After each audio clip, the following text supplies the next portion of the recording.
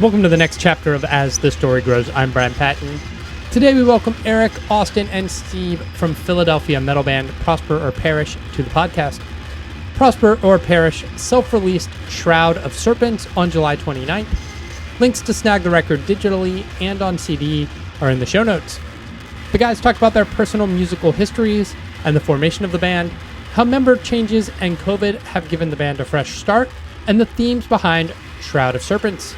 I love getting to share new music. Independent bands don't always have a platform to get their music heard and to tell their story, and I'm excited to be a part of sharing artists I love. Stick around after the interview to hear my review of the new Norma Jean record, Death Rattle, Sing For Me, which is out this Friday, August 12th. Before we get to the interview, I wanted to share an email I got about the As the Story Grows mailing list. This is from friend of the pod, Seth Werkheiser. Seth said, "Dude, loving these emails. Love how you're showing more of you in these and not just posting a bunch of links. And I learned something about you too. We share a love of albums. Yes. Keep it up, man." You can find a link to the mailing list in the show notes or on asthestorygrows.com. Join us. I'm always sharing anecdotes about my week, how I feel about the weather, albums I love, as well as keeping you up to date on what's happening with As the Story Grows. The email on Monday had previews not just of today's podcast, but also of Friday's pod. So join us. Speaking of Seth, let me direct you to Metal Bandcamp Gift Club. Not a sponsor, just a cool quote-unquote organization. You sign up with your birthday and a Bandcamp wish list. Whenever there's a birthday, Seth sends an email with a link to a wish list. You can make someone's birthday by buying a stranger an album from their Bandcamp wish list, and in turn, on your birthday, strangers will buy you some tunes. It's a great way to make someone's birthday. I bought records for people and have received records, and it's one of those reminders of good on the internet. So check them out at metalbandcampgift.club. Spread some joy, spread some music, have fun. All right, enjoy getting to know Prosper or Perish.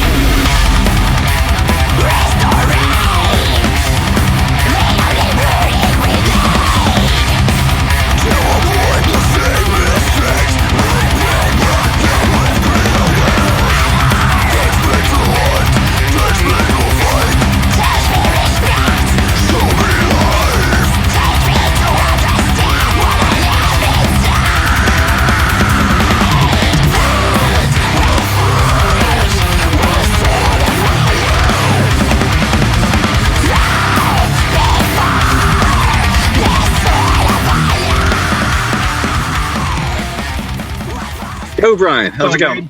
Good. How are you guys? Doing good, man. That's awesome. That's awesome. What was it you guys do that you all work together? Yeah, we sold safety equipment for municipalities and government agencies, and pretty much anything that like you see out on the road, like traffic cones, drums, like all that shit. Like stuff that you run over when you're like driving home in the middle and so it's too late. Nice. And we sell you more. Yeah. Awesome. That's rad. Where in Philadelphia are you guys? So we work out in Westchester. Okay. So it's just about like 40 minutes west of Philly. Okay. Is that where you guys live and you're from, or? I live out here. Steve's from Willow Grove, which is like 30 minutes away, and I'm in Philly. Eric's actually in Philly, as well as Armin, the drummer. Nice. I spent 6.5 years in Philly. I lived in Fishtown. Oh, nice. Cool. Hell yeah. We practice right by Castor in Frankfurt. Nice. If you know where that's at. Yep. Yeah. Oh, yeah. Yeah, it's Real Studios on right off Aramingo. Really nice part of town. Yeah. Yeah. Gentrification hadn't worked that far north yet. Still waiting. Yeah, that's awesome. Well, if you guys want to just go around, introduce yourself and what you do in the band. Yeah, Eric Benitez, I play guitar. Austin Perez, also play guitar. Steve Stanley, I scream. Nice. Fred, what got each of you into music? I would say for me, I mean, it's just always been there. Parents were into music. They would like go to concerts. I remember them telling me that like right after I was born, they like left me with my grandparents so that they could go see Pink Floyd. I have like vivid memories of my dad coming home from Tower Records and him pulling out a Black Sabbath from that yellow bag with red lettering, putting on. It was like yo, man, listen to this song, putting on Electric Funeral. And that was sort of like me, like just my first like little bit of like, holy crap, what is this? This is amazing. That type of stuff. And then just continued on listening to music, playing guitar at like 13 and just never stopping. Pretty much the same.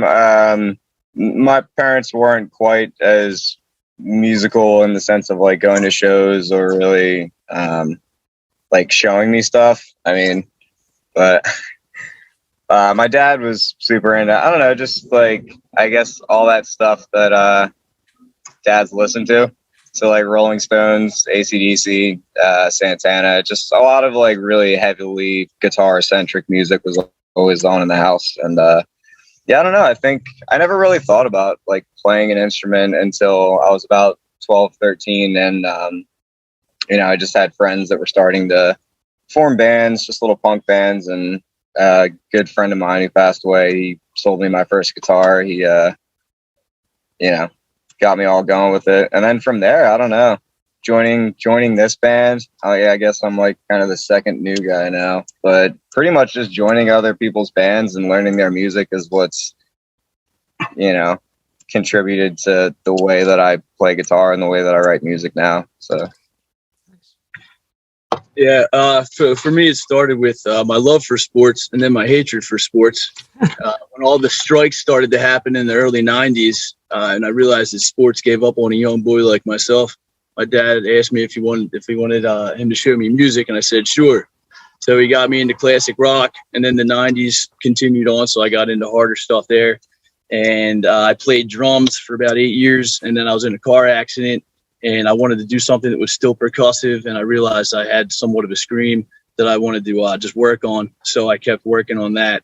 And this is the only band I've ever been in. I've just been in this band since 2007. That's awesome. 2007, dude. Yeah.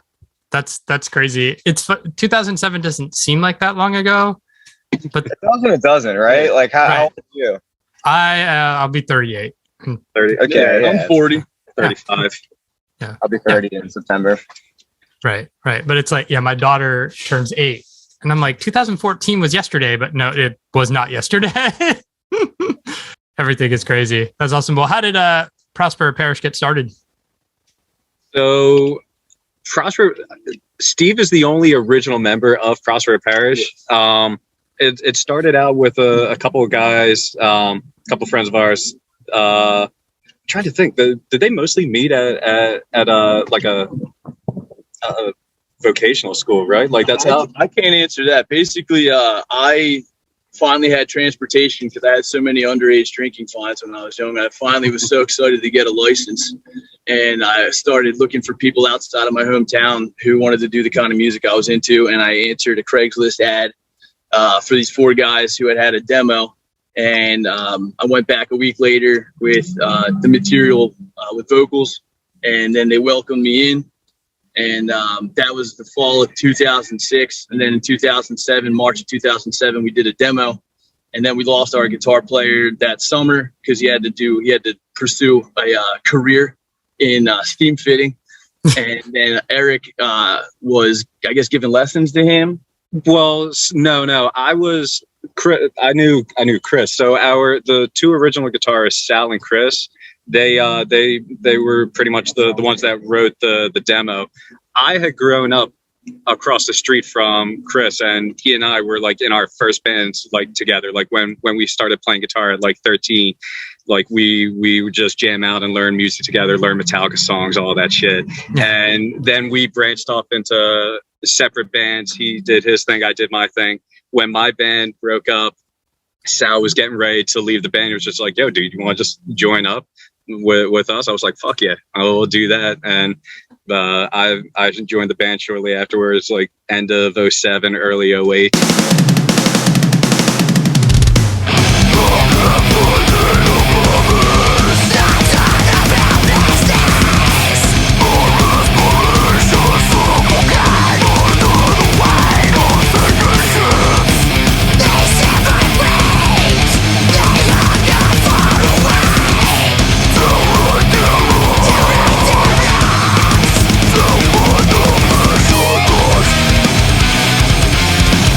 Was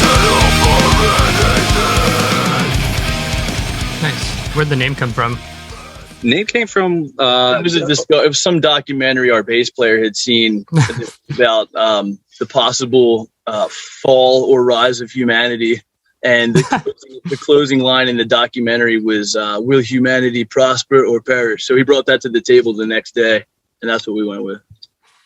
That's awesome. That's awesome. You want to know what we were called before prosper? I was gonna say it's a lot better than yeah. What were you called before?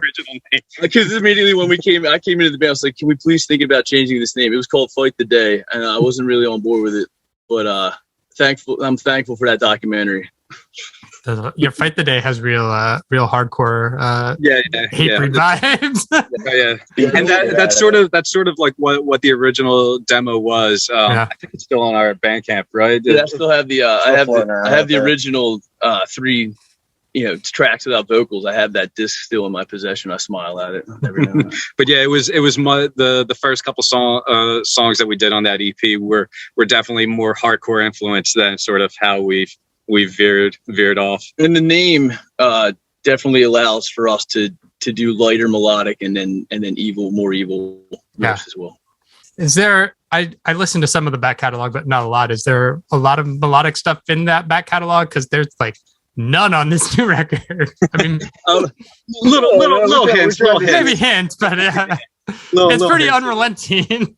We've been trying to just go harder and faster with each of the releases, but yeah, we even on the original demo, there's little bits of like clean parts and just sort of little melodies that were in there. And then when we did the first album, Defiant, that was the album that I started helping with the songwriting and arranging of music, and that sort of brought in my influence of just like In Flames and trying to get a little bit more melodic death metal into the band, and that sort of steered where we are at now. Well, Eric is also the only one in the band with actual college credit music education. A learned musician, if you will. Steve, what influenced your vocal style? Because you have these really great like raspy demon screams, and then you get the low gutturals. Like, was there anybody you were drawing influence from? No, I used to make fun of screaming. As I was getting into heavier music, I used to make fun of it. I always thought it was funny that people had to scream their words because they could not express themselves any other way. So then I went to go see. I finally saw Pantera live for the first time in 2000. And when I saw that live, I kind of realized what it was all about. And it was about energy. And I started diving into screaming stuff after that. I first learned how to scream by mimicking Aaron Lewis's screams from Stained, because like I could actually do that. And then that just allowed me to springboard my technique. But I've always loved Phil from Pantera, and I really loved the high-low style screaming that was coming out, and even Black Dahlia Murder. Trevor he was my biggest influence. Rest in peace. He was my biggest influence in that style. And even when I heard Black Dahlia Murder on Halo for the first time, I thought it was trash. Because I wasn't ready for it yet. I went back a week later. I saw a music video for Contagion and realized that was the same band. I pretty much threw my burnt CD in the trash. And I went back and I listened to it again, and I was kicking myself in the ass because I realized it was a masterpiece. Dug it out of the trash. Yeah. Downloaded it again. Yeah. It's funny how much you can like think something's like just a piece of shit and then be like, oh no, this is actually brilliant. And like, why did I not like this? Yeah. Crazy how everything up here just kind of shifts. Like you said, like you're not really ready for it until you hear it somewhere down the road and you're like, oh wait, this is actually awesome. Yeah, I got into so I kind of just ran with that, and then realized that I shouldn't really be trying to mimic these people. I need to kind of like just make my own character, and it just started over the last during the last of the part of the last album tour for Invoke, when we were just doing a bunch of shows for that album. I started to realize what I had to do, and that's when I started to develop a different type of character. Progress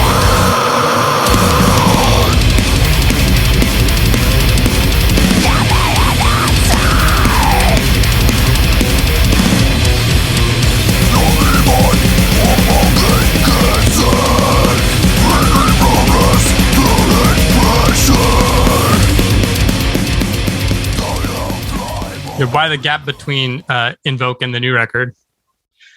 The reason for that gap was because of bits of band changes, band member changes coming in and out of the group. A little bit of life getting in the way, and then we had that fun little bit of a little bit of a pandemic sort of pushed everything back about like two years. Right. Had you guys already written and recorded the new record before COVID, or did that give you space to tackle? We had the songs pretty much written, but we didn't have them like finalized, like the full finalized recordings. We took that time to we first did the rough demo of like, all right, here's a mic in a room and this is us playing these live. Then we did the demo tracking. Then we re-recorded them all again, just pre-proing ourselves. And then finally, when we thought that they were in like a good spot, we went and took them to record with AJ Vienna from Cognitive. He was the one that ended up recording the album for us. And at that point, we reached out when we thought they were good enough to lay down. Nice. The production phase was pretty long, right? I mean, I came back into that, so that was probably maybe somewhat my fault. You guys got to rebound pretty quick. Well, we lost a guitarist after Invoke. Austin came in and helped us do all the shows we did for that album, and then Austin had to step out, and then our drummer's brother came in on guitar, and then we lost our drummer Sam and his brother. Oh man! Pretty much after the album was almost entirely written, and that's when all the scrambling was there to try to find another drummer. Austin came back. We found a drummer, but then COVID hit, and he couldn't really continue with us, so we had to find another new drummer. And it's been fun. So does this feel like a fresh start? Yeah, I think it's the strongest we've ever been. Yeah. And especially with the way that this album went, sort of with the last album, I feel as if we may have like rushed into it a little bit. We could have been a bit more tight and sort of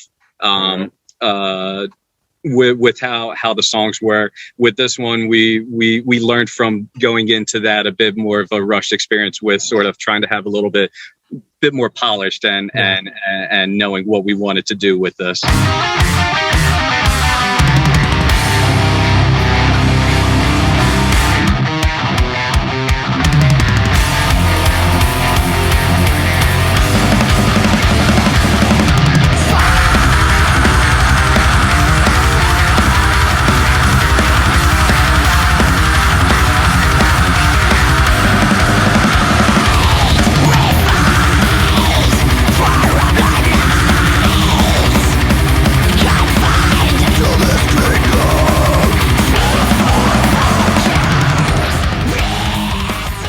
Shroud of Serpents. I'm always trying to make sure that titles, album titles, things like that I'm trying to think of haven't really been done before, because I want people to search it and find only really us. Yeah. as much as I can. But that whole idea, I drive the turnpike every day to work, and you see real evil in people out there on the road, and then you tell me, you come home, you turn on the news, it's there. You realize some friends of yours aren't your friends. It's just hiding, and there's too much of it. People aren't nice enough to each other, and there's just too many evil people in the world. So that whole concept was just like the world is shrouded by evil represented by snakes. And also at the same time, I've been breeding snakes for about 10 years. And I felt like I was drowning, and I needed to sell them all. And I felt shrouded by serpents. Like I was in a shroud of serpents at the same time. So it kind of had that layer to it. Yeah. Is that a lyrical theme that carries like the evils of the world and people? Yeah, throughout on several of the songs, that's kind of the theme. There's just different aspects of it. Kind of washing it away, starting anew. What we all kind of represent and what it feels like. That's what the Fit for Vultures song kind of feels. It's just like, oh yeah, we're just trapped here, killing each other until it's time to go somewhere else. Yeah. Is most of your lyrical inspiration like real world, what you're seeing, or are you drawing from like movies, films, books, or? So So the demo was kind of just me finding myself. The Defiant album came after I had an accident and almost died and didn't. And that was sort of like me, like my second chance at life, kind of lyrical content. And then Invoke the Tempest was me kind of trying to fight off the desire to party every day, because when you almost die, you kind of don't want to do anything except live your life to the fullest. Mm-hmm. And then I realized you kind of got to put limitations on that or else you will die. So Invoke the Tempest was sort of like lyrical content about me just kind of fighting my demons away. And then this was just me just kind of disgusted with the world on this album.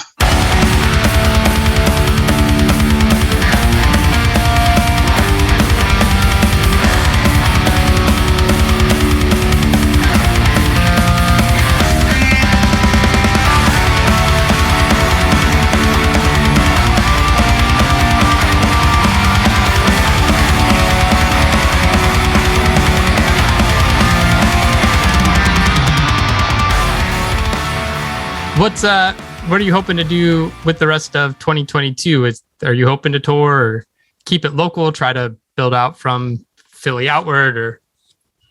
A little bit of both. We're definitely looking into doing a few weekender tours, going up and down the coast, maybe go westward. But we're just trying to play as many cool shows as we can. Yeah. And yeah. Go south when it's cold, go north when it's warm. Yeah. Is it tough still finding shows as like an independent band? Because I mean, I know for like 21 and even earlier this year, it's like everybody's on tour again. And so like everything's fucking full all the time. Like, we are about to find out how difficult it really is.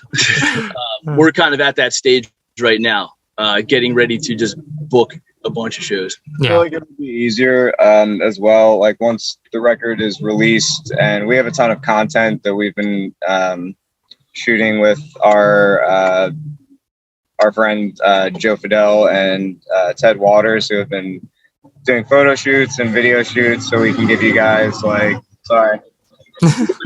truck coming by. Expo Logistics trying to get up in the interview. Safety never sleeps. Shameless plug. We gotta get it to people.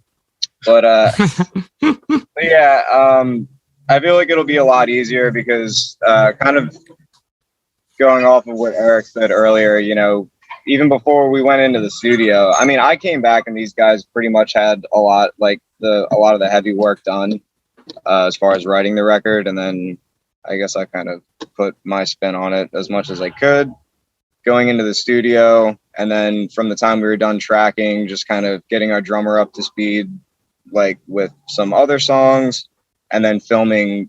Like we have a lot of content for you guys that we'll be releasing sort of slowly. So I feel like as far as booking shows, it might be a little easier to grasp and sink our teeth into once, again, the album's out, we're releasing content and all that's done, so we can just focus on meeting cool bands, networking, and trying to, you know, play as far away from home as we can for as many people as possible. There will be content coming out while we book shows. Nice. It's hard too, man, because there's so many. It's kind of a double-edged sword because there's so many great bands coming out now. Yeah. And like you said, you know, now that everybody's allowed to play after the whole quarantine, everything, it's a bit overwhelming. And you know, we've been out of it for a little while now. I mean, we still have a solid amount of friends here. Yeah. You know, Dark Water's End, they're amazing guys in Cognitive, Hath. So I think that might just be the biggest challenge, is just kind of like deciding where our niche is, like bands that we fit with, and, you know, just making friends with new bands. Well, another interesting thing about the pandemic, you know, you come out of it on the other side, also tack onto it 2 years where we were, you know, not playing shows prior to the pandemic. And then you come out four years later after playing a show, and you kind of see what bands, I guess you want, quote unquote, survived. Yeah. Wanted to continue on. Yeah, seriously. Who stuck it out. A lot of them that we did play with are no longer around, but Left to Vanish is doing shit again. See that? I can't wait.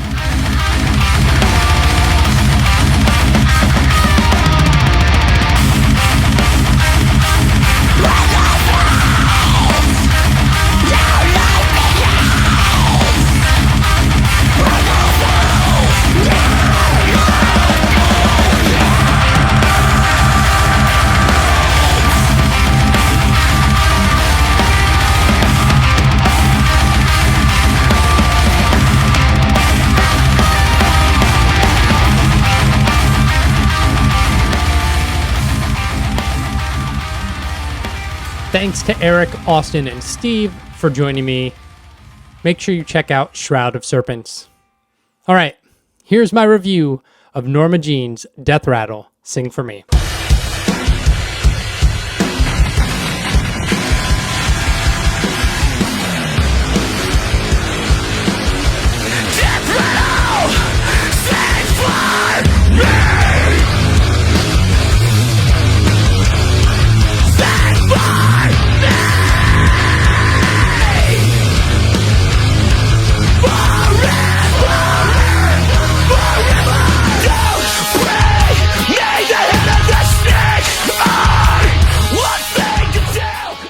I've come to a place as a music fan where I just don't trust the singles as a gauge for my enjoyment of an album or band. Far too often recently, I've not cared for a single or two, but like an album and found those songs work better within the context of a record. And with Norma Jean specifically, I've always been a bigger fan of the B-side of their records. The back half has always struck a chord with me more than the front half. So even though I was a little unsure of the singles, especially Call for the Blood, I wasn't willing to pass judgment without hearing the whole record. And I'm glad I waited to pass judgment. 1994 kicks off the record. The beginning of this record is very harsh. It's discordant with some opening ambient, and the guitar tones just feel harsh and tinnier than I'm used to hearing from a Norma Jean record. In a way, it reminds me of the guitar tone from Anti-Mother, but those guitars felt a little more lo-fi in their thinness, and these feel more harsh. Corey screams, "Happy songs make me feel like a liar," and it was a line that hit me when I heard it, and it has continued to resonate with me. It's a great kickoff to this record. The sparse field of sound transitions into Call for the Blood. There's an electronic soundscape that opens the track. It feels completely new and original for Norma Jean, but it's also a risk the band is taking, opening their record with electronics and soundscapes, and it's a far cry from the punishing openers and wall of sound we've come to expect from the band, especially on their last two records. But the payoff is just around the corner, and sticking with this album pays off. Spearmint Revolt sonically feels a lot like The Anti-Mother and Meridional, my two favorite Norma Jean records. Memorial Horde brings the frenetic energy down and gives space for ambient guitars and Corey singing. These quiet moments have always been some of my favorite from Norma Jean, and it's an underappreciated aspect of the band's sound. Aria Obscura picks the energy up while still relying heavily on melody and clean singing. Despite its less driven nature, the song is just an angry anthem. And there are also strong Korn nu metal vibes in the guitar riff. In the same way that Wrongdoers would swing from extremes, Norma Jean brings back some of the chaos with Any Percent. But unlike Wrongdoers, the band anchors the chaos of the verses with a strong hook. And by now it's clear that Norma Jean is angry. These are some of the most pissed off Norma Jean songs I've heard since The Anti-Mother. The band really finds a balance between just being angry and upset, and melodic and introspective on this record. Parallela basically serves as the interlude between the A-side and the B-side of the album. Wave is a huge wall of guitar that hits in the same vein of Polar Similar and All Hail. They really kick off this B-side strong with just this crushing wall of guitar sound that is no longer harsh like the beginning of the record, but very warm and just building and buzzing and gets you going. This is an instant favorite of mine. Killing Word continues in the same vein. It's just a picture of what I think Norma Jean does best. Penny Margs is the chillest and most low-key Norma Jean song ever. Acoustic guitars, just like slow, open, just lots of space. Until it explodes right before the 3-minute mark. You're waiting for the track to take off and explode, and the band doesn't disappoint. Elroy translates to The God Who Sees, and it also serves as an interlude to the album's final 2 tracks. Sleep Explosion, which is the third single from the record, is just an angry banger. And then the album closes with Heartache, coming in at 8 minutes. In vibes alone, the track feels like a companion piece to Falling from the Sky Day 7, which is my all-time favorite Norma Jean song, and this is probably one of Norma Jean's best closing tracks that they've ever written. Norma Jean's consistency and creativity continues to be on display with each new record. The band finds innovative ways to build on their sound while doing something new and fresh. The band tapped into an anger that I haven't heard since the Anti-Mother, while finding a new level of atmosphere, melody, and chaos. There are elements that touch on every stage of the band's discography, and yet it feels completely new. And maybe that's the benefit of a rotating cast of members. What feels familiar comes from Corey, while the new members contribute to bring something fresh to LP number 9. Death Rattle is not an album to miss, and I imagine it will be on a lot of Best of 2022 lists. I know it will be on mine.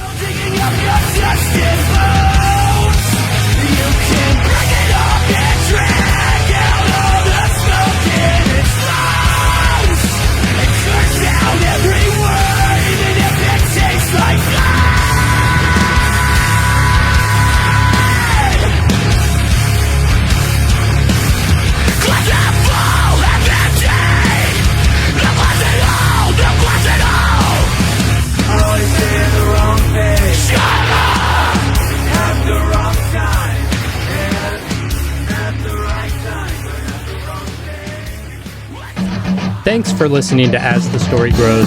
Our intro music was written and composed by Jeremy Hunt. The As the Story Grows theme is by Bob Nana. If you like what you hear, subscribe wherever you get your podcasts and give us a rating and review. If you'd like to support the show financially, you can join us at patreon.com/asthestorygrows. Be a part of our community and join the ongoing conversation over on Discord. If you enjoy this episode, share it on social media with your friends. Much appreciated, and thanks for listening.